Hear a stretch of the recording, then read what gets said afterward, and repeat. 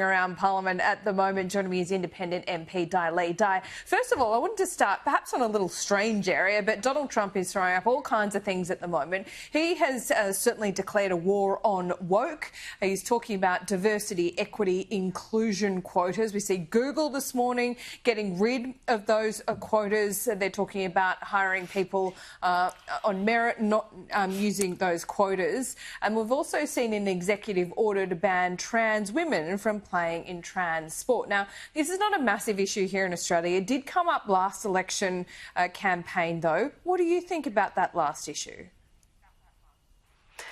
Look, I think that the issue of trans people playing in women's sport, that has to be really assessed, because obviously, we respect the people who choose to identify as trans or whatever they want to identify as. But in a women's sport, as women, I'm small build. The women in sport is probably a bit bigger than me, but still, if you're a physical, have a male physical body, it's unfair for our women in women's sport, really, to have a trans woman being part of it, because to me, that's the unfairness in terms of the physical strength of somebody who chose to be a trans. So I think it's a conversation we should have, and should have it in a respectful way, and considering the women in sport in particular, because for me, women play women's sport for a reason, right? They're not playing with men. So, yeah. It all comes down to physicality and practicality, which I think you're saying. But as a migrant as well, Dai, what do you think about these diversity quotas that we see at different companies? It's often focused on the ABC, for example. Do you see the need for diversity quotas? Look, I see the need for some kind of conversation around how diverse your boards are, how diverse, leadership are, because those diverse perspectives contribute to shaping policies that will, look after or implement and benefit a very multicultural Australia that we now live in.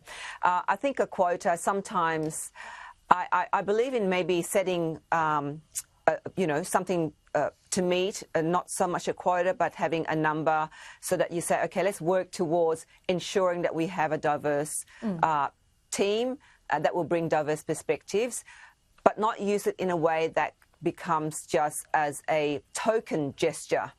And that's where the problem could arise, when somebody said, oh, look, we've got a board full of men, let's put a woman, because that will make our board more diverse.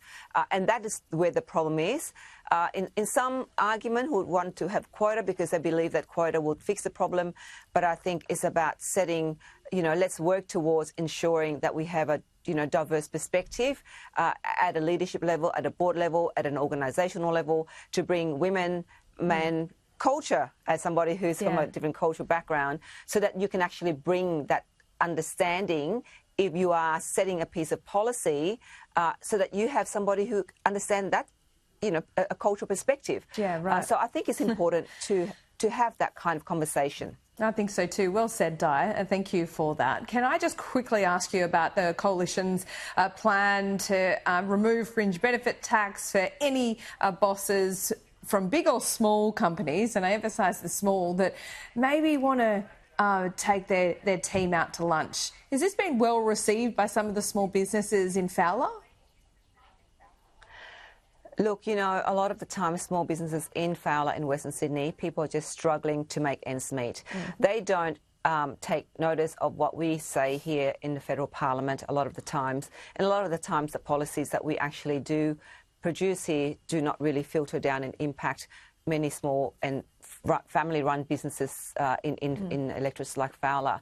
For me, instant asset write-off, such as, which I'm going to call for, to increase for small business up to $50,000. That is something practical, something that, wiping the red and green tapes, for instance, make it more, because I've spoken to many small, medium-sized businesses out there to say red tape, green tapes, because we're talking about getting rid of red tape's on yonks, but we haven't done it. Now we've got green tape. So those are the things that are very practical that we need to do to address the challenges for small businesses in Fowler. Well, we can get things done in an election year, so hopefully everyone's listening. We'll see you soon. Let's hope. Let's hope. Thanks. See ya. See you soon. Stay with